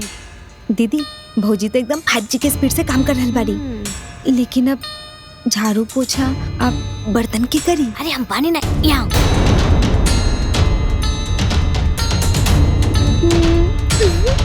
वाह दीदी वाह, तब हो जा शुरू। हमारा सर बहुत दुखाता। अरे काबिल, अरे भौजी मुंह दुखाता। हाँ अरे भौजी आई ना। कहाँ भौजी ना देखी ना कहाँ हो गई दुल्हन। अरे कहाँ हो गई। अरे कहाँ हो गई। अरे होई का बेहोश हो गेल बिया। अरे जल्दी से पानी लेके आवा। एक मिनट। काजल काजल ले पानी मांगो। दुल्हन ठीक बाड़ा नु। अचानक से चक्कर आइल और हम गिर गई नहीं। अरे माई एकरा के काम काज करे के आदत नहीं के। अब घर के काम काज के पूरा लोड एकरो पर तबाह। सवेरे से साँझ तक खटत रहले तो चक्कर ना आई। लेकिन दीदी राउर ये हालत बा, हम रउआ से कैसे कह सकता नहीं काम करे खातिर। अब काम तो हमरे के करे के पड़ी ना। कोनो बात नहीं के काजल, तू आराम करा। बर्तन तो भौजी माज दी है। लेकिन दीदी हमनी के रहते अगर भौजी बर्तन मजिए तो हमनी के निमन ना लगी। अरे काजल निमन तो हमने की भी ना लगी, भौजी की बुरा भी ना लगी। और भौजी के पता बना हम पेट से बानी और तुहार अचानक से तबीयत भी खराब हो गई बा। भौजी रउआ बर्तन माज देम ना। अरे दुल्हन तू दोनों जना हमार देवरानी ना, हमार छोट बहन बाड़ू, तो फिर हमरा रहते हुए तू लोग के चिंता कैला के कोनो जरूरत नहीं है। चल अब तू आराम कर, हम बर्तन धो दे। उठ आराम से काजल, आराम से चलो। चल। अरे हाँ तू कहाँ जाता रू। हम ओखनी के देख ले अब ना। झाड़ू पोछा बर्तन सब करे के बा, तनी जाके कर ला। हम देख के आवता नहीं। हाँ ठीक बा। बढ़िया से करिया, बढ़िया से।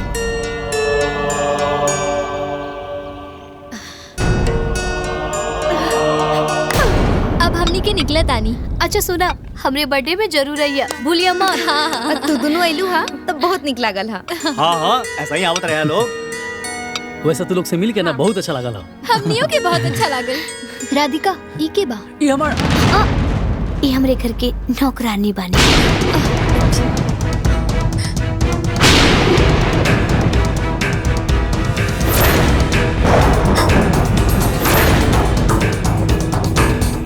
बहुत अच्छी नौकरानी बिया, बहुत काम करेले।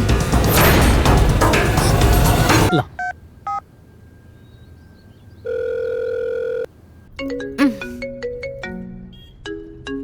भैया तो हमेशा परेशान कर दे वाला।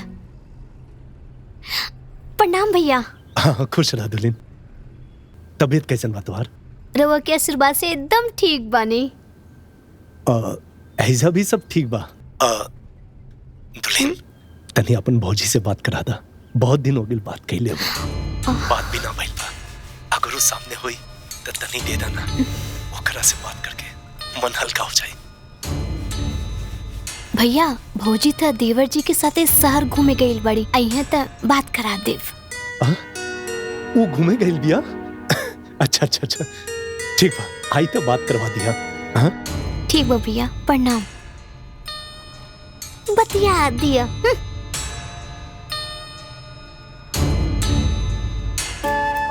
चला हमके ना अपन भौजी के तो मदद हो जा। भौजी, ए भौजी। हाँ दुल्हन। आज सवेरे से बाथरूम नहीं के धोला लूका? बाथरूम तो धोले रही दुल्हन। तो इतना गंदा काहे बा? जा फिर से धो दा। दुल्हन कल सवेरे धो दे। कल सवेरे ना अबही जाके धो दा। फूल के बदले फूल मिली, ई सोचेला इंसान, फूल ही कांटा बन जाई, सके न कोई जान।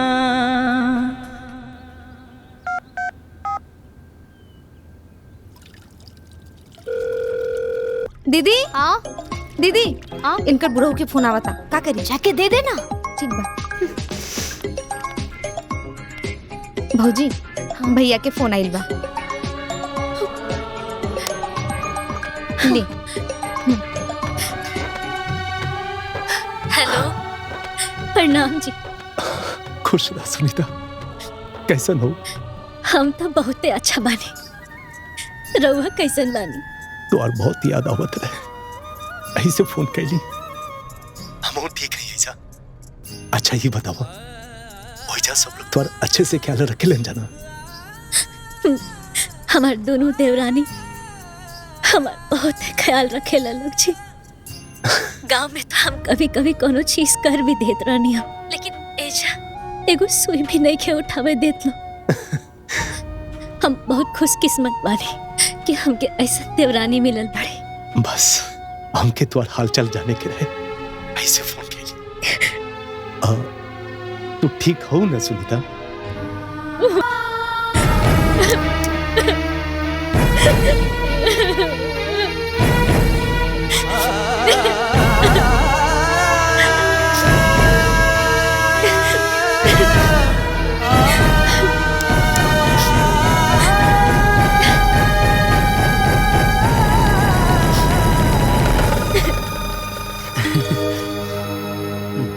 Happy birthday to you. Happy birthday to you. Happy birthday to you. Happy birthday to you. Happy birthday. Happy birthday to you. Happy birthday to you, Radhika.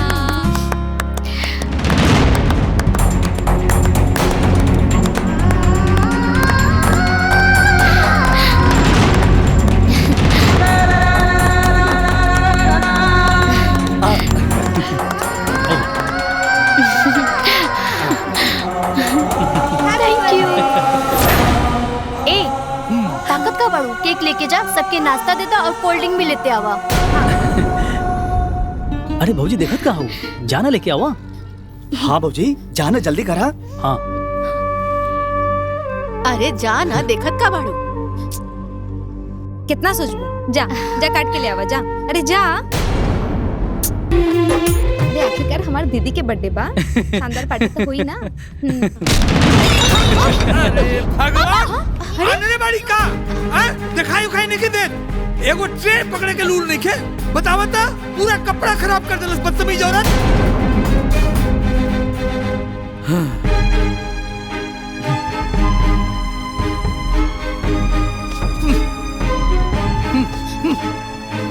हमार कोनो गलती नहीं के, उ बच्चा टकरा गया, यही से गिर गया। अरे अपन गलती छुपावे खातिर हमार बेटी के बर्थडे पे आयल बच्चा लोग पर तो इल्जाम लगावा तारू। देखी हम इल्जाम नहीं लगाओ, हम सही कहतन, हम जानबूझ के ना गिरौनी हम। ए जी, भौजी के समझा दी, हमरे मम्मी पापा से जबान लड़ावत बाड़ी, ई हम बर्दाश्त ना करब। हमरे मम्मी पापा के बेइज्जती करत बाड़ी। ए जी, कहीं ना माफी मांगे खातिर। भौजी सब गलती तहार बा, अगर गलती हो गइल बाटे तो जाके माफी मांग लेबू तो का हो जाई तहार है? मांगो ससुर से माफी। सोचत का बारू, माफी मांगा हमारे पापा से, मांगा माफी। हाँ रहुआ माफी मांगे ससुर जी से। वाह बाबू वाह, अपना मेहरारू की माई बाबूजी दिखाई देता, लेकिन अपन भौजाई तू लोग की नहीं की दिखाई देता। ए भौजी इकुल छोड़ी, के दिखाई देता के दिखाई ना देता, रहुआ बस ससुर जी से माफी मांगी।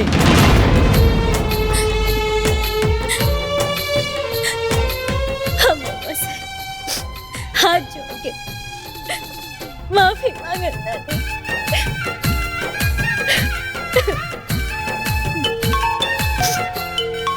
भैया बड़का भैया के फोन आवता, दे दे बात करा देने यार। ला बात करा।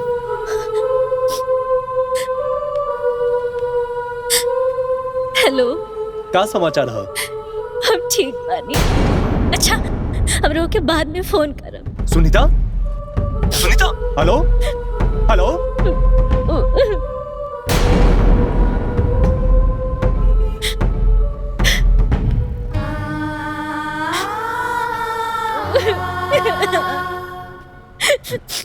अरे हम लोग मुंह लटका के काय बैठल बनी? चला जाए ना, पार्टी करें। आज भौजी के जन्मदिन बा, चलिए रहुआ लोग भी पार्टी करी। खाई खाई रहो, खाई। हाँ हाँ खाई खाई।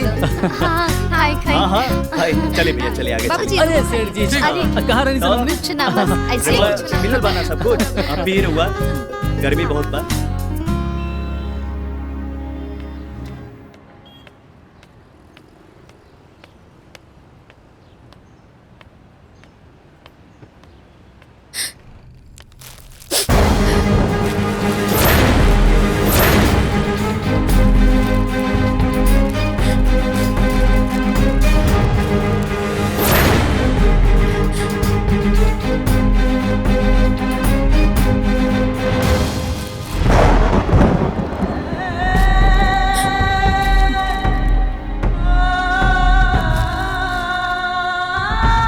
सुनीता,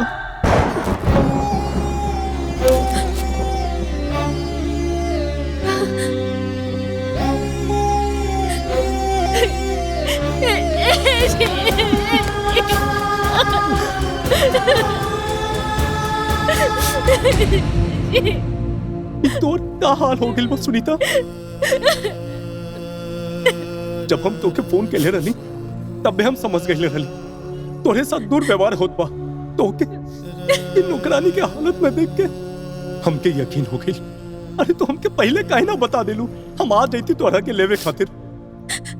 ए जी, हम ऐसे ना बताओ रहनी कि कहीं आज नहीं तो कल ये लोग सुधर जाए और अपन उजड़ल घर बस जाए एक दिन।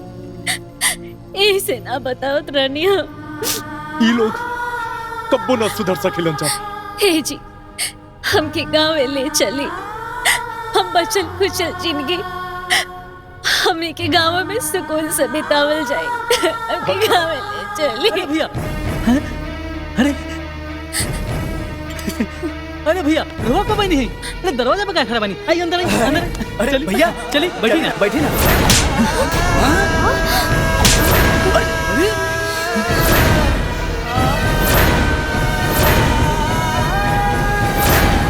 देवी जैसन भौजी का तो नहीं लोग ये हाल कर दिला जा। अरे कुल संस्कार खोल के पी गए ला जगह। रउआ की हिम्मत कैसे भइल हमरे पति के थप्पड़ मारे के? तोहर पति से पहले ये लोग हमार भाई है। जब भाई रहले तब रहले, ये हमार पति बाड़े पति, और इनका केवल बेइज्जती करी हम बर्दाश्त नहीं के करब।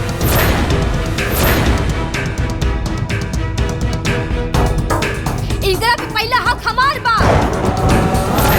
और हमरे पति पे केहू हाथ उठाई हम बर्दाश्त ना करब, चाहे फिर चाहे जे होके।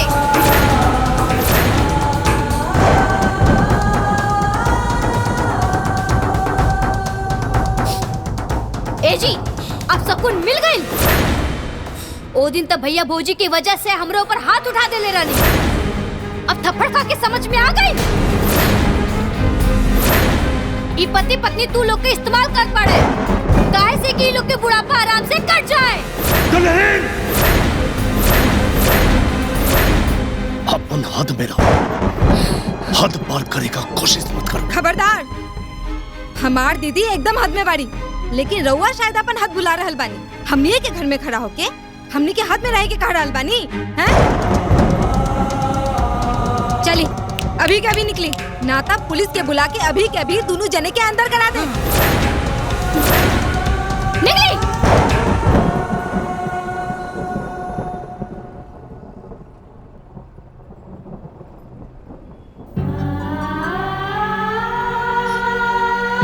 अरे दुल्हन, तोहरा अंदर शर्म नाम के चीज बाटे की नहीं? अरे भगवान जैसन भाई के तू उल्टा सीधा बोला तारू, और तू रे चुपचाप मेरी का बात सुनो तारे, एक कुछ बोलत नहीं है। और तू रे, अरे एकरा के समझाओ ना, समझाओ एकरा के का बोलत दिया। सुनीता, जब अपन खूनी खड़ा होके तमाशा देखता ना दूसरन के बोल के कोनो फायदा नहीं के।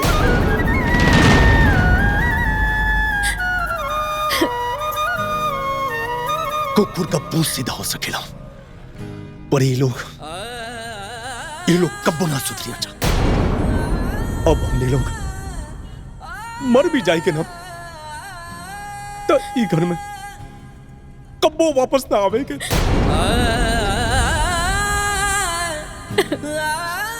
सुनीता, चलो चलो अपन घर चलो।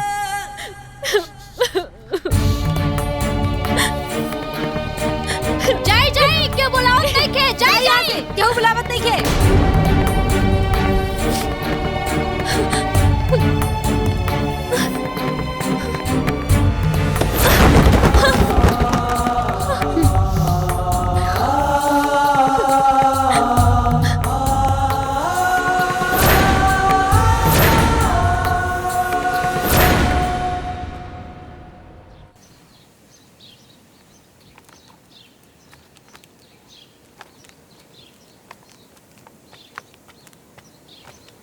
अरे बबुआ जी, सुनीता कहाँ बड़ी? अंदर भी आ। सुनीता, ए सुनीता, सुनीता, ए सुनीता। हाँ दीदी। अरे तू तो बड़ा घमंड करत रहलू हा अपना देवरन पे, औलाद से बढ़ के मानत रहलू हा। का भाई महीनों दिन ना रहलू, आ गइलू कि भगा दिहल गइल हा। यही से कहत रहनी हा, अपन औलाद अपने होखेला। हमार बात मान के समय रहते औलाद का ले रहतू तो आज ही दिन देखे के ना पड़ी।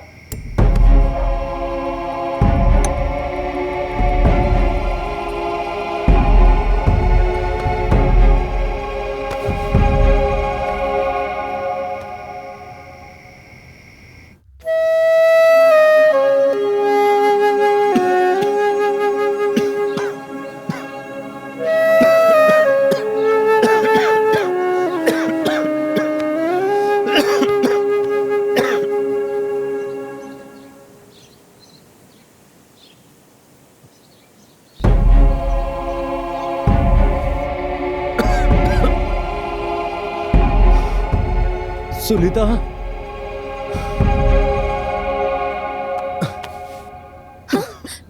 का भइल जी? का भइल? बोली ना का भइल? हाँ? सुनीता, रतिया में हमारा छाती में दर्द उठल रहे। हम बर्दाश्त कर लेली, पर अब दर्द ज्यादा बढ़ गई बा। ए जी, अरे रात से छाती में दर्द होत रहला तो रात के बताओ नहीं है काहे ना। एक काम करी, हमरा साथे डॉक्टर के लगे चली, एक दो खुराक दवाई दे दी है तो ठीक हो जाए। चली उठी, आई चली।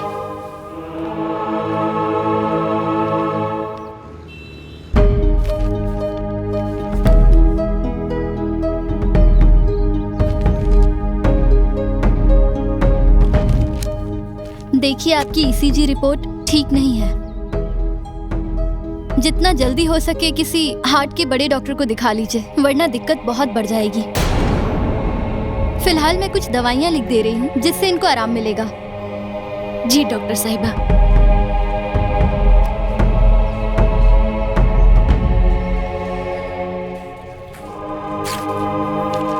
मेडिकल पे जाके दवा ले लीजिए। जी नमस्ते। भैया ये दवाई निकाल दी।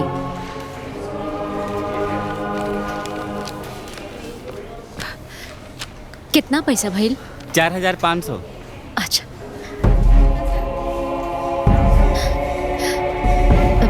भैया एमे 300 रुपया कम बाटे, बाद में आके दे दी। देखिए मैडम, उधारी देहल तो मना बा हमनी के, अगला बार रहिए तो दे दी है। ठीक बा भैया। ठीक बा। ए जी चलो। हाँ चलो।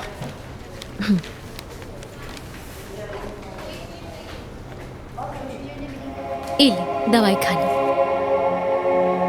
पानी।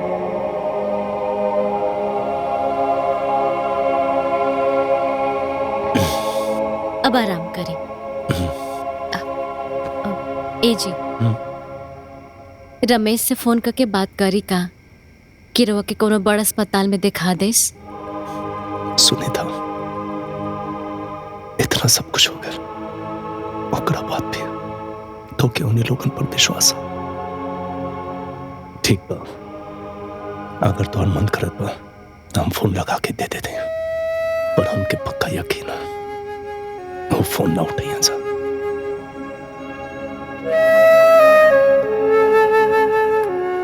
लगा दे ले भैया का फोन। अरे देखा ना, इतना राती के भैया फोन करता रहा।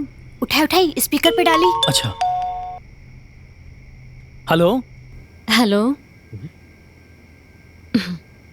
रमेश। जी भाऊजी। अब तोरा भैया के छाती में दर्द होखत रहला। अच्छा, तो एजा हम एगो डॉक्टर से दिखावले रानी हा, तो डॉक्टर कहले है कि रो ले जाई इनका के कोनो बड़ अस्पताल में दिखाई। रमेश तू तो सदर अस्पताल में डॉक्टर बाड़ा ना, तो ओइजा कोनो बड़ डॉक्टर से दिखा देना यहाँ के। अच्छा हाँ। वो दिन तो भैया बड़ी बड़ी बात करके चल गई लाला कि तू लोग मर जाइबा त झाँक के भी ना आई। तेरे वो कोने में उठा के फोन कर देली। चली रखी फोन, दोबारा गलती से भी फोन मत करिया। रमेश। राधिका खबरदार, रउआ जाए के बारे में सोच ली था कि रउआ डॉक्टर लगे सबके दिखावत फिरब।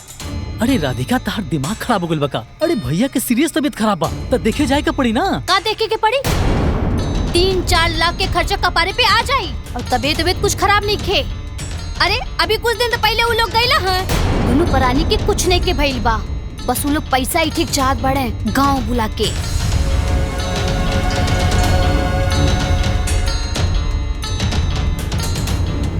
तो ठीक है, कहता रहो। हे जी रो, घबराए मत, कुछ ना हुई। चाचा जी। ए कमलेश भाई, ये मर्दे तहार तबीयत तो ढेर खराब लगाता हो। ए चाचा जी, देखी नहीं है क्या, पता नहीं है कि क्या हो गया। आप घबराई जिन, हम डॉक्टर के बुलावता नहीं। सुनीता, हमरा के कुछ ठीक नहीं के लागत ना, ऐसे मत बोली। मन बहुत घबराता। सुनीता सुन, बोली। तने बच्चों लोगन के फोन करता ना। हाँ। उन्हीं लोगन के देखे का बहुत जी करता। ए जी रो, घबराई मत, हम फोन मिलाओ। हाँ, मिलाई फोन मिलाई।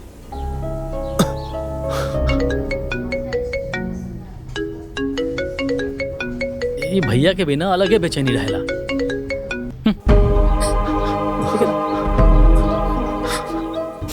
कहाँ भाई? फोन ना उठा ले रमेश।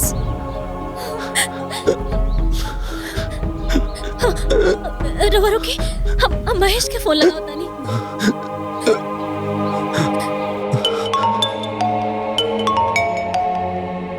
ई भैया भौजी के भी कोनो काम ना रहा, जब देखा तब खाली मुंह उठाएगा फोन कह दे बनी। अब कंपनी के काम से लखनऊ जात बनी, अब फोन उठा ले तो दिमाग खराब हो जाएगी। हे भगवान, फोन उठा ला महेश, फोन उठा ला।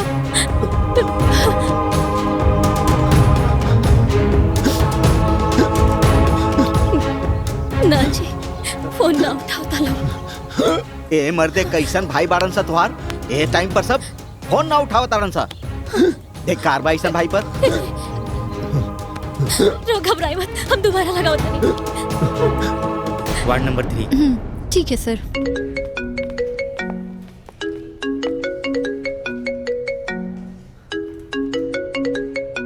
अरे अभी कुछ दिन तो पहले वो लोग गईला हैं, दोनों परानी के कुछ नहीं के भइल बा, बस वो लोग पैसा ही ठीक चाहत बड़े। जरूर भैया, पैसा खातिर फोन कइले होइयन। अगर फोन उठाएम तो लोग के पैसा देवे के पड़ जाई। इससे अच्छा बा कि फोन ना उठाएम। ए कमले,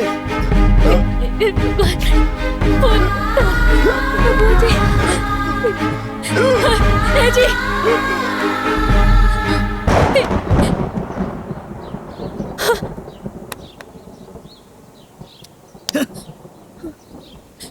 जी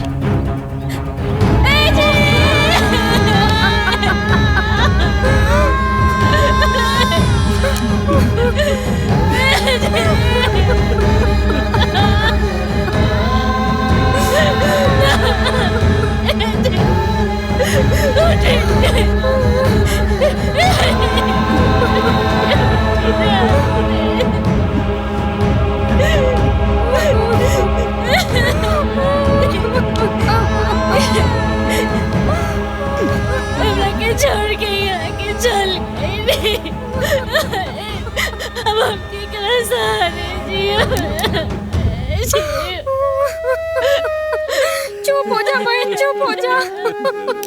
दुनिया के दस्तूर क्यों नहीं के बदल सकत। जे दुनिया में आयल बा ओकरा चाहे के बा। भाई लोग खातिर तड़पत तड़पत ये के मर नहीं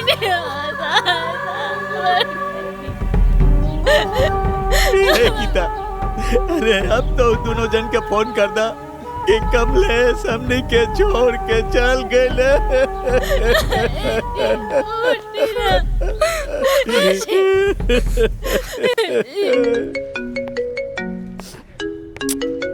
अरे यार ये भैया भी ना।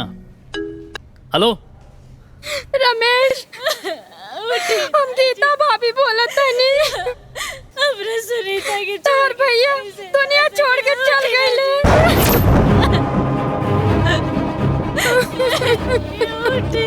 भाभी हम आओ तनी।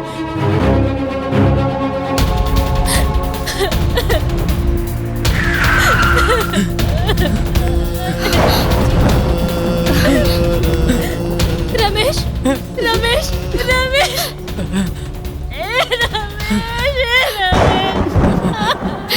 रमेश, अरे देखना भैया चल गए छोड़ के।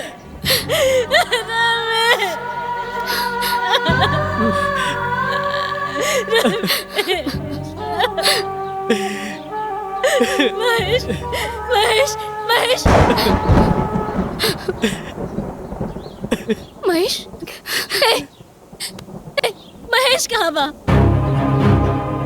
बोल ना। महेश ना आयल? ना वो डायल।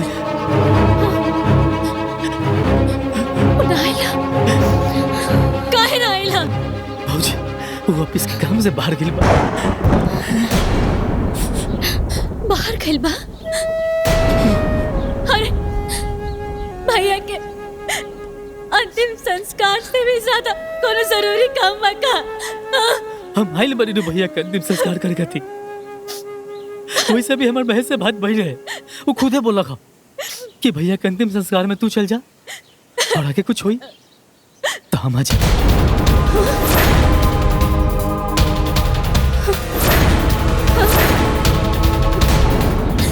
तोहनी लोग कहल का चाहत बड़ा कि भैया मरल बड़े तो भैया के अंतिम संस्कार में तू आई बा और तुम्हार भौजी मर जाई तो वो आई तो कह दो से क्यों यहाँ ना आई?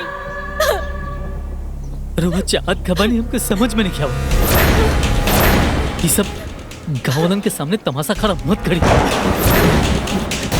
अरे तमाशा? गांव वालन के सामने हम तमाशा करत नहीं। अरे यही से तो भैया एक घर की इज्जत बचावे खातिर अपन जान दे देले और तू कहत अरे कि हम तमाशा करत नहीं। अरे तो उनके कौन माटी के बनल बड़ा सर है? कौन माटी के? हम समझ भी ना पवनी समझ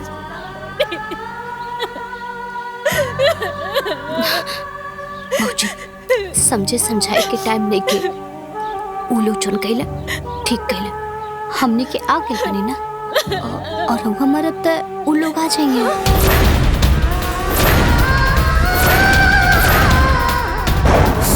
कितना गिरल औरत थी।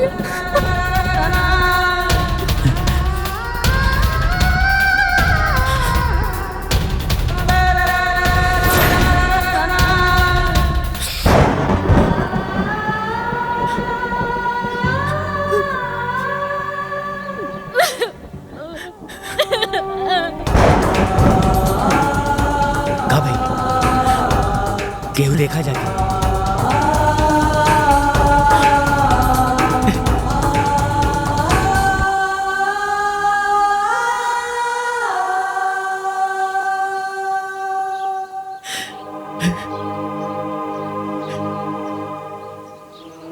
ए बाबू तोरा भैया के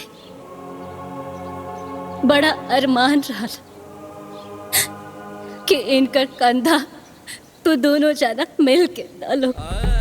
बाकी तू लोग पहले ही से तय कर ले बड़ा कि तू भैया के कंधा देबो और महेश हमके कंधा दी। तो फोन कर फोन करके महेश के बता दे कि अब ओकर भौजी ये दुनिया छोड़ के जाता रही। फोन कर फोन ओकरा के, कहे से कि अब तोहनी के भौजी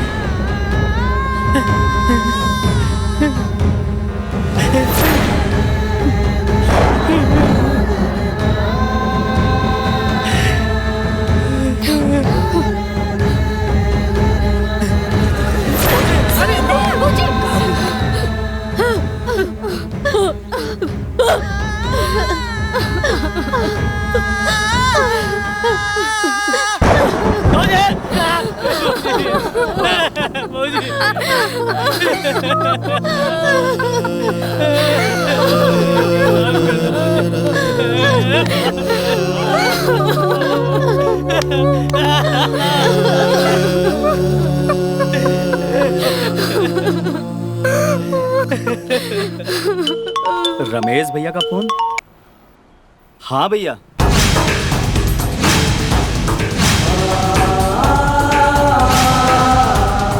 ठीक बा भैया, हम अभी ना आवत।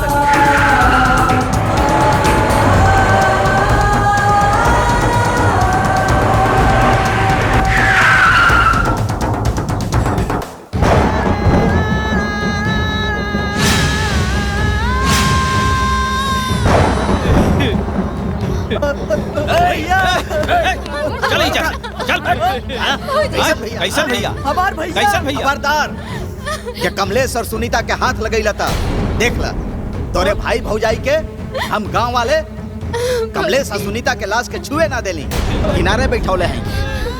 हाँ भैया, तो हम लगन के हराम खोरी ये पूरे गांव वालन के पता चल चुकल बा। और भैया और भौजी के मौत के जिम्मेदार तू दोनों भाई बाड़ा सन। भाई भौजाई की गलती यह रहे ना कि अपने भूखे पेट रह के भी तारा के खाना खिलावत रहे। अपना फाटल कपड़ा पहने, बाकी तोहे लोगन के नया कपड़ा पहनावत रहे। मातारी बाप जैसन पलले पुसले पढ़ौले लिखौले डॉक्टर इंजीनियर बनौले और तोहनी के ई सिला देहलो।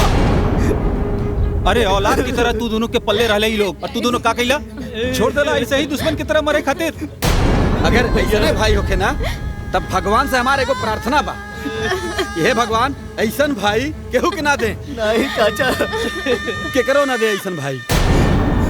भगवान से ना प्रार्थना करम तारा जैसन देवर ना ऐसा भौजाई के ना मिले। अरे तू लोग के परवरिश खातिर सुनीता घर घर में जूठ बर्तन माजस धोवस कि तू लोग के प्यार में कोनो कमी ना रहे। आपन औलाद पैदा ना कैली, कोक रहते में पांच हो गईली। और रमेश, तू वक्त रहते अपना भैया के डॉक्टर से इलाज करा देले रहता ना, तना अपन फर्ज निभा देले रहता ना, आज तार भैया जिंदा रहते। महेश, भौजी के कहला पे भैया ता ना रहले, तू आ जाता ना तो तार भौजी जहर पी के ना मरती।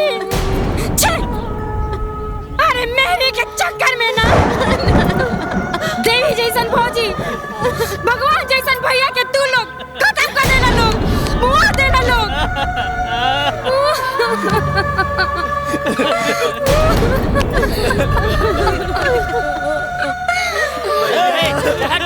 चल भैया, ये मगरमच्छ के आंसू बहावल बंद करा।